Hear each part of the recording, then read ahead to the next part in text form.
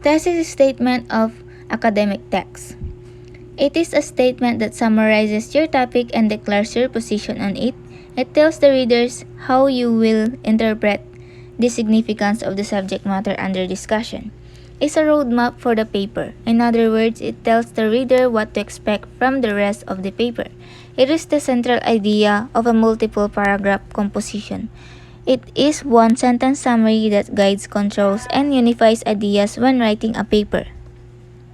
It focuses your ideas into one or two sentences. It should present the topic of your paper and also make a comment about your position in relation to the topic. Your thesis statement should tell your reader what the paper is about and also help guide your writing to keep your argument focused. Thesis statement can also be explicit or implicit. The following are the key elements for a strong thesis statement. It is not a fact. A fact is irrefutable. Writing a fact as a thesis makes no argument. It is not a question. A question simply does not express one's claim or comment about a topic. It is not an announcement. Avoid saying what you will discuss in the text. For example, weak. This paper discusses the advantages and disadvantages of owning a pet. Strong.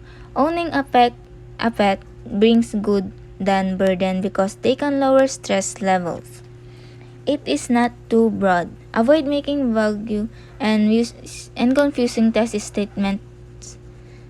statements by making specific and focused thesis. For example, weak. Too much alcohol consumption is not good for the health. Strong. Excessive alcohol consumption increases the risk to health problems as it may cause liver damage, stomach distress, and even cancer.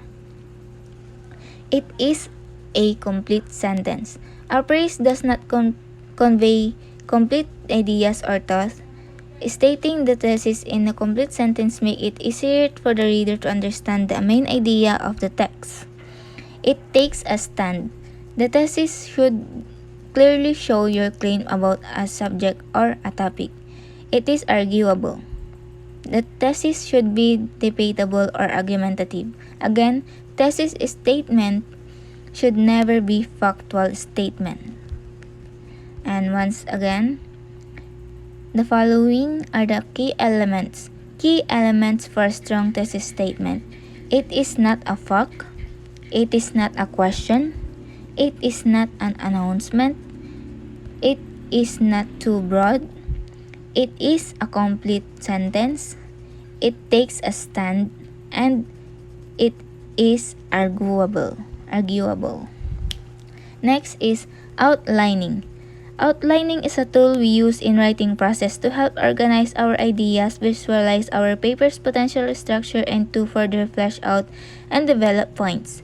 It allows the writer to understand how she or he will connect information to support the thesis statement and the claims of the paper. Organizing your ideas in an outline. Begin by answering the question that leads to your thesis statement. Use the 2 or 3 main ideas from this technique as your main heading. Write subtopics for each main idea. Write supporting details for each of the subtopics.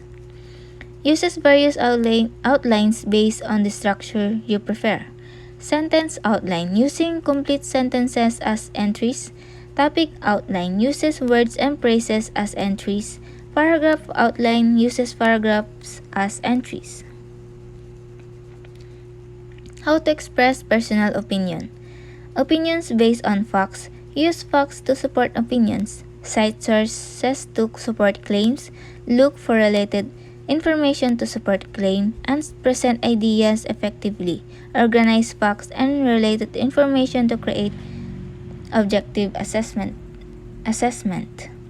Writing a reaction paper, review, and critique. A reaction paper, a review, a critique are specialized forms of writing in which a reviewer or reader evaluates any of the following: a scholarly work, for example, academic books and articles; a work of art, for example, performance art, play, dance, sports, films, and exhibits; designs, for example, is the industrial designs, furniture and fashion design. Graphic designs, for example, poster, billboards, commercials, and digital media. Research paper reviews and critiques usually range in length from 250 to 750 words. They are not simply summarized but are critical assessments, analysis, or evaluation of different works. As advanced forms of writing, they involve your skills in critical thinking and recognize arguments. However, you should not connect the word critic. Reviewers do not simply rely on mere opinions. Rather, they use both proofs and logical reasoning to substantiate their comments. They process ideas and theories, revisit and extend ideas in a specific field of study, and present an analytical response to a book or article. Guidelines in writing a reaction paper, review, or critic. For articles and journals, read the work to be reviewed carefully, relate the content of the work to what you already know about the topic, focuses on discussing how the book treats the topic, report the type of analysis or mode of presentation, examine whether the findings are adequately supported, suggest points or improvement of the reasoning, point out other interpretations that the writer missed out. For artworks and other media, use a speculative verb, for example, evoke, create, appear, and suggest. Make sure to describe it to the reader. Do not spoil key events. Describe the material in simple terms or artworks. General note: did the work hold your interest? Did your work annoy or excite you? Did the work prompt you to raise questions to the author? Did the work lead you to some realizations? And did the work remind you of other materials that you have read, viewed, or listened to?